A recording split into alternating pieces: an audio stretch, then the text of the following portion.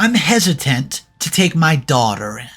I know it sounds ridiculous because she needs me pretty urgently right now, but I've had it up to here with her. And it doesn't stop there. Her sister is also warning me, saying, Mom, I'm telling you right now, do not take her in. You know how she is.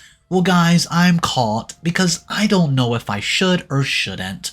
So I'm going to ask for your advice today. What should I do? This story has multiple updates, so let's get right into it. I'm a 62-year-old woman. By finding out my age, you must have already set some notions about me. Some of them must be correct too. I do have gray hair and wrinkles, and yes, I'm usually in pain. Sometimes I'm able to relieve those pains through medicine, but sometimes they refuse to work. Maybe there's something wrong with my doctor. Maybe I should meet another and see how far both the older and newer ones reconcile on the situation. I think one of the reasons I'm even considering that is because of my oldest daughter, Anna. She's been nonstop asking me to meet her doctor, and I don't even know why I refuse anymore. Anna's serious about health, and perhaps that's why she's been enjoying great health for as long as I can remember. The last time we talked, her youngest had a mild cold. It was yesterday. I can guarantee that Pam is already back to good health, and that's how great Anna's care is. There's a reason why sometimes you can hear the neighborhood whispering about wanting a child, just as conscious and reflective. However, when it comes to my younger daughter Alice, 39, I cannot really be sure anymore. My neighbors have trouble making up to minds about her, and usually begins with some awkward appreciation before it dissolves into some questions. Well, has she come to meet you recently? You were sick last week. I only saw Anna.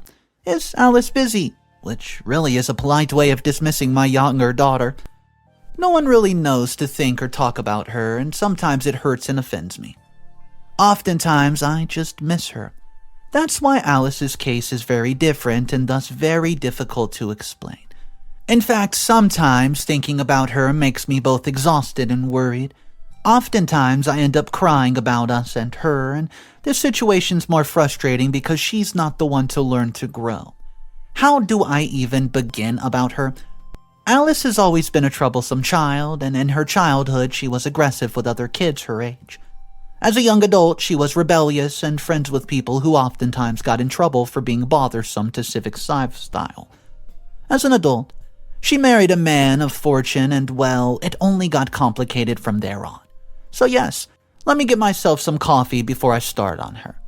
Okay, now that I have had my energy drink, whose taste I still detest, by the way, let me start with a younger Alice. Alice, as a child, seemed academically promising. She excelled in her studies and in sports, and although both my late husband and I lavished equal love on both of our children, as the youngest in the family, Alice was raised with much more care than Anna. It was not only us taking care of Alice, but Anna taking responsibility for her as well. This meant, as a child, Alice was raised with love. That's why it's so hard to explain and understand where this situation changed. By the time she had reached middle school, grade 7 specifically, she had started changing. Her behavior, her nature, her manner of talking and addressing people around her had changed.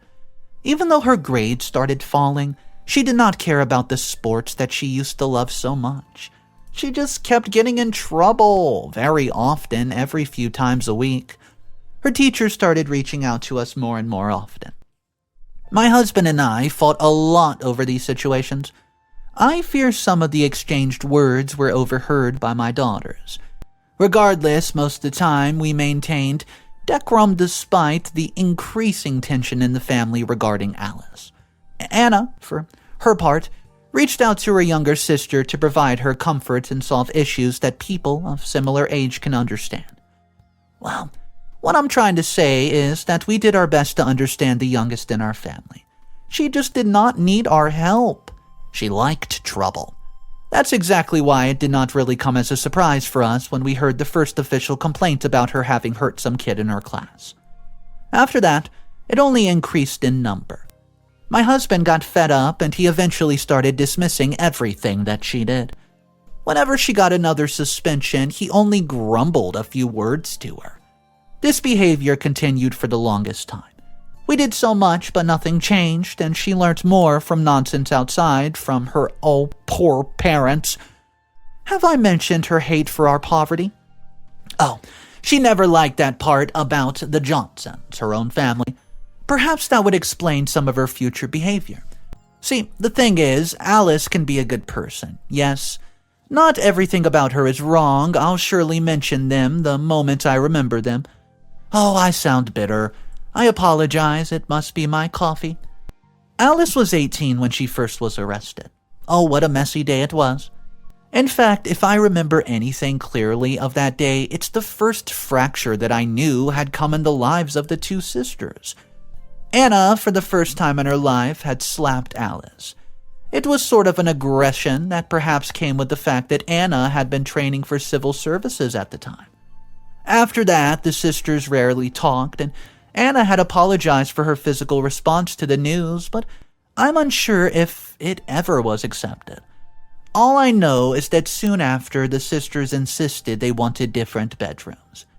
Soon after, Alice found a job, which she never told us that was, and left home. The next time we properly talked to her was at her wedding. We had zero idea about anything. We knew nothing about the groom, but the fact that he was rich. The wedding was lavish, and I understand my daughter a little more that day. I'll come back with more sometime. Update number 1. I think I can explain Alice's marriage to a man over 10 years older than her in some way. We can move on with the rest of the explanation about others than that. As I mentioned previously, Alice hated the fact that we have always been poor. It's not that we cannot afford anything at all, but we were still conscious about how much we spent on certain things, and we took great pains in not going over the budget so as to provide better for our daughters and collected coupons like old people to save money on items. Even then, perhaps, we often fell flat on fulfilling Alice's expectations. It must have been because she despised us so much. After Robert's death, things got a little harder for us. No, I'm not only talking emotionally and psychologically, but also economically. It's no wonder Alice sought a more comfortable lifestyle, without wanting to work for it, while Anna did her training for civil services before eventually settling to be an elementary teacher. Alice remained careless, and she completed her school with poor grades. They did not even further study, though we had saved some for higher studies, and she engaged with a group of, like-minded people, and was all that was her life for some years. Honestly, I can't even begin to say how much I've regretted not taking charge of the situation. Perhaps I could have done something to help her. I don't really know. I still feel so conflicted about her and the entire situation. Regardless, her hate for our economic background and the number of her rich friends explain her motivations. A comfortable lifestyle with minimal effort put on her side. This is why it was not particularly surprising that she married Jeff, a man we could not have possibly introduced her to. Even though it was so much like her, we were still worried about Jeff. We had absolutely no idea about what kind of man that he was. Alice's responses weren't helping us. She did not look particularly interested in helping us understand them and their situation more. We didn't know if it was even a love marriage to begin with, and Alice often said it was, but we have never bought it. She never looked into Jeff as much as she did in his money, and when we asked her why she never told us about Jeff before the actual marriage, all she hinted at was that we may have asked for economic help.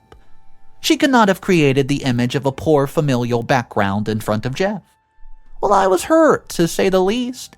If I remember correctly, I'd never raised my daughter to ever speak like that. But that's the thing of the past. It's been over 14 years since, and, a lot has changed and a lot hasn't. If I've been to begin with something, it'll definitely be my daughter's relationship with each other. Although I started finding issues in their sisterhood by the time Alice turned 20, it's still hard for me to grasp that it turned somewhat bitter in the end.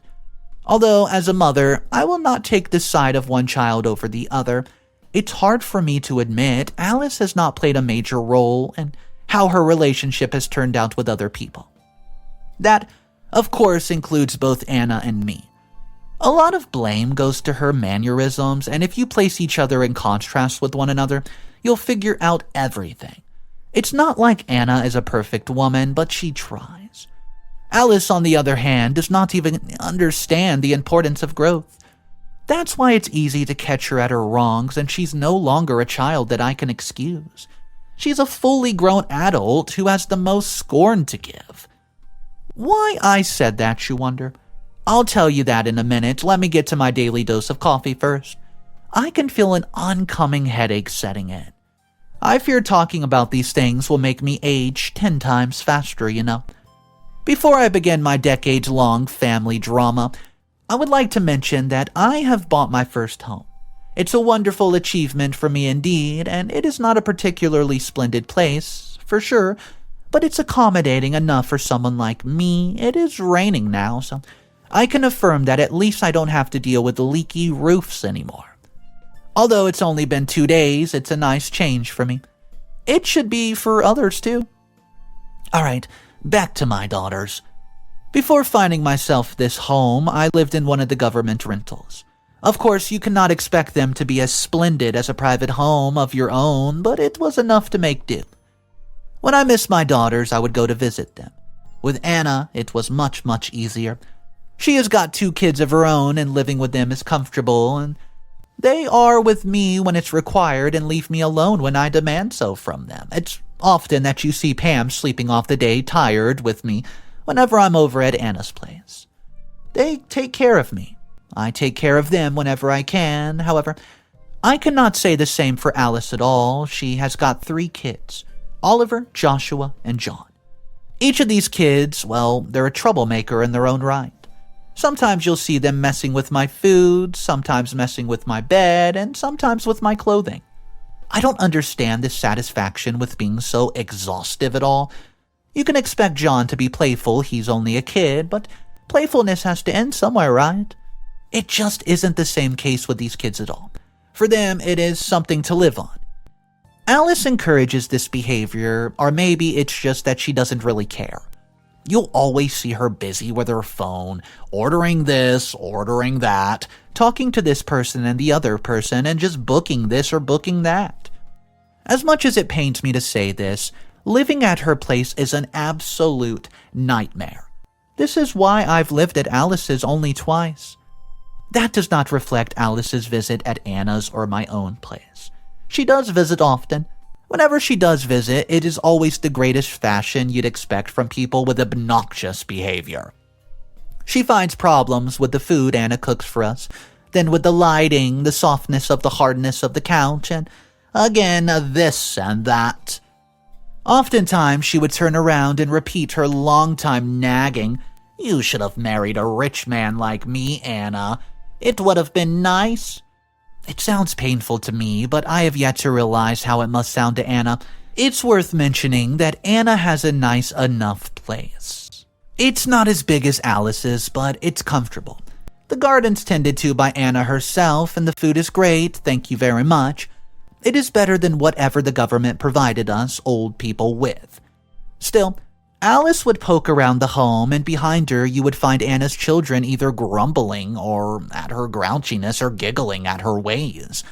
It's fun to watch, however, it always pains me. What changed Alice so much? After all, both Alice and Anna have been raised under the same roof, and what happened to that one turned out this way and the other in that? I think I'm going to die without wondering about the same thing. It's painful and I hate it.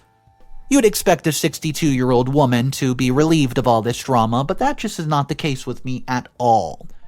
Sometimes it even feels like I am more of age than my drama family likes to live on.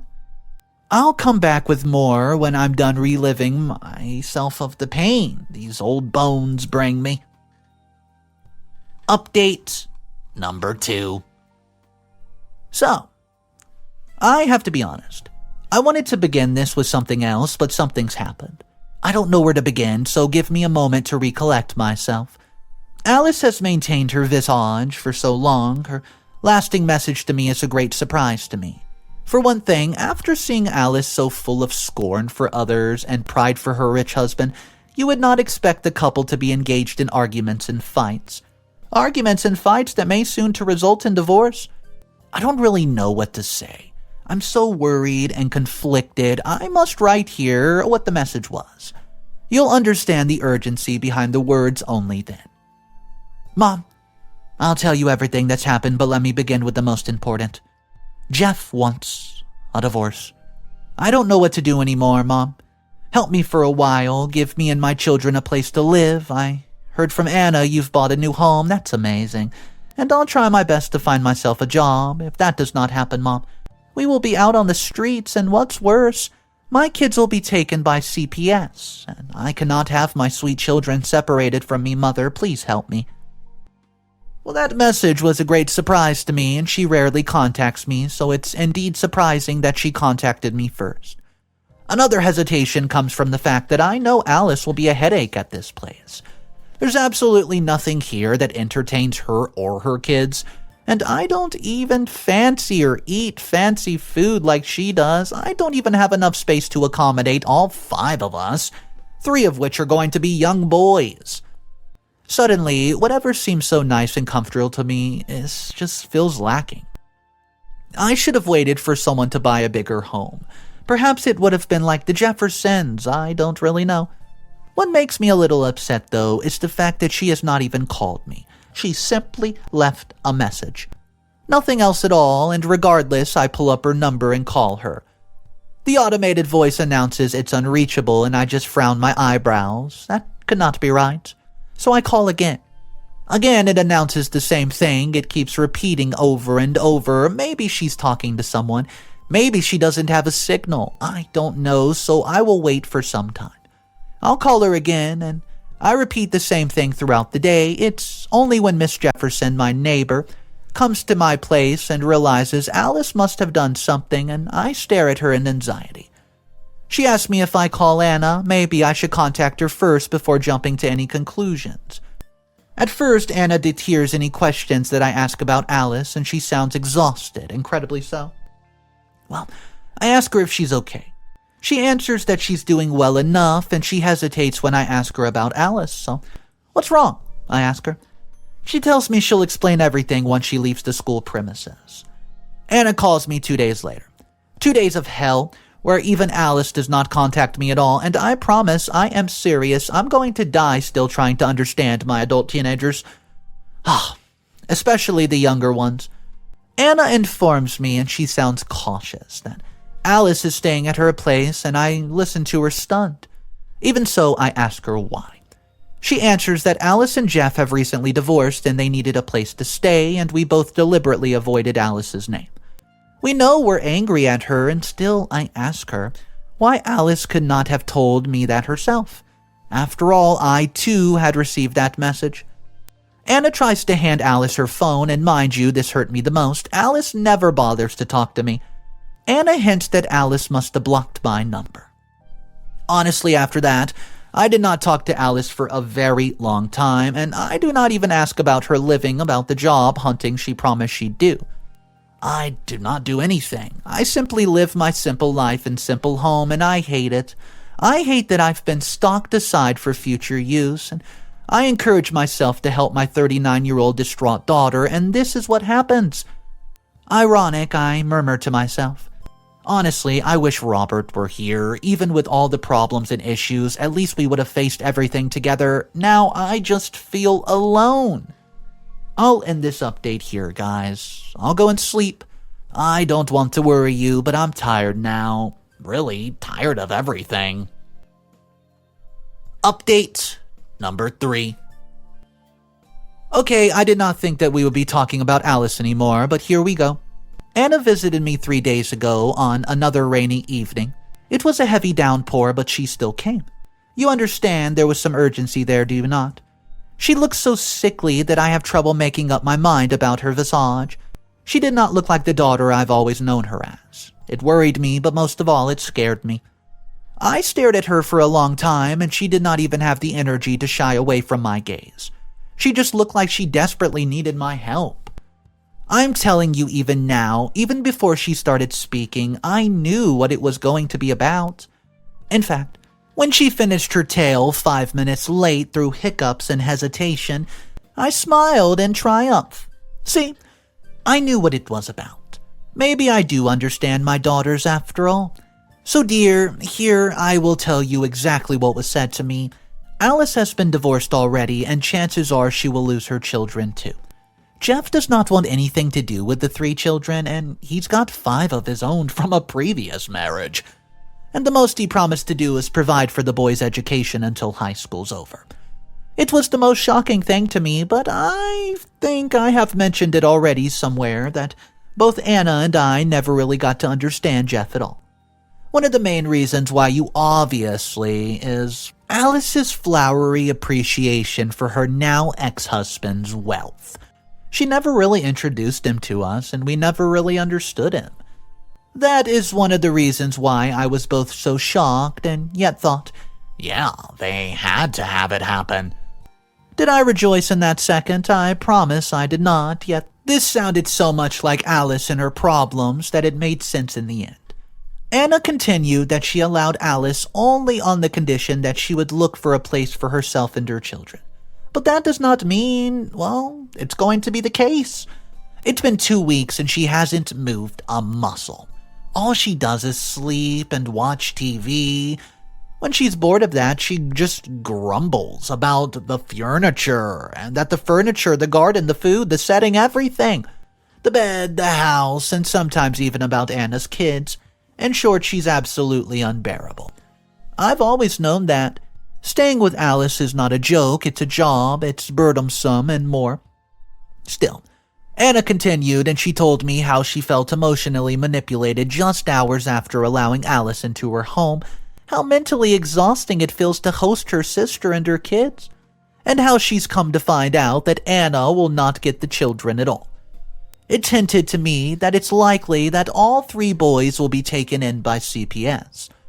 Alice's fear for her children, but at the same time, she doesn't want to work to make sure the separation doesn't even occur. I shake my head at Anna and ask her to stay the night. It's bad out there. Even with my poor ears, I'm pretty sure I heard the distant boom of a thunderstorm. She shakes her head and tiredly smiles at me, and she has to go home. I realize because Alice will never cook. What I understand from Anna's visit is that the children's support is coming tomorrow to pick up the boys. That is one definite thing. She's going to lose her children. None of us can do anything about it, and after that it'll only be Alice and Anna. And Anna, it is very clear to me she no longer wants to host Alice. She's tired and needs to take care of her own family before thinking of those who leave at the first chance they get, aka my youngest daughter. I, too, no longer want to do anything about it, and I'm done playing nice mother to my ever-troubling daughter. I cannot help the bitterness in my words.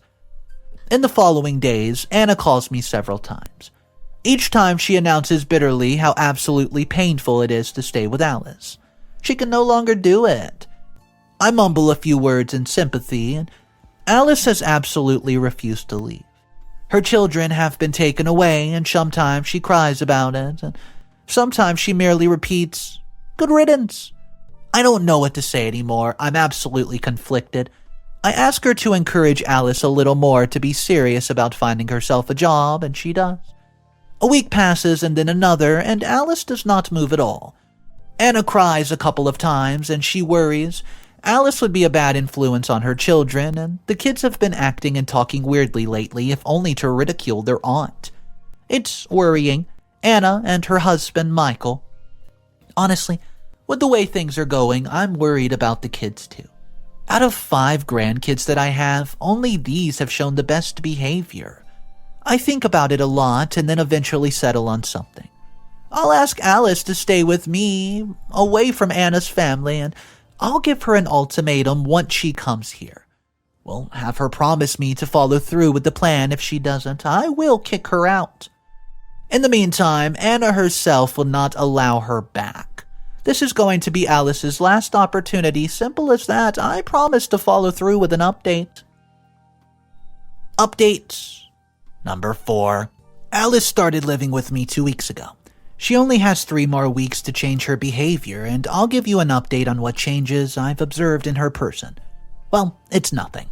All she does is sleep and grumble, and once or twice I saw her looking through the newspaper, but that's it. I'm going to be honest, can you expect a 39-year-old to pick up a job when she hasn't done that her whole life? Huh. When she did, but that was a long time ago. After that, she lived on her ex-husband's wealth, though it isn't particularly surprising to me that she does not move even a little to change herself. In fact, she doesn't even cook. Did she have a cook at her previous place? Yes, she did.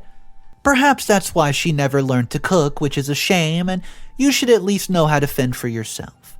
She comments on my home so much that it embarrasses me, and my neighbors have long stopped coming to my home. They don't like to be in her presence at all, and the third week passes. I remind her again, and the fourth comes, and I just warn her. In the meantime, the only times Anna and I talk are in the evenings. She asks me about her sister, and I update her. In the end, she always repeats that she's worried about me. I'm old, after all. How much more am I expected to endure? Each time Alice rudely talks to me, I feel disheartened and humiliated, and even after so much, she dares to do that. In the fourth week, after a particularly brutal jibe at me and my situation, I asked her to leave. I cannot be your host any longer, I tell her.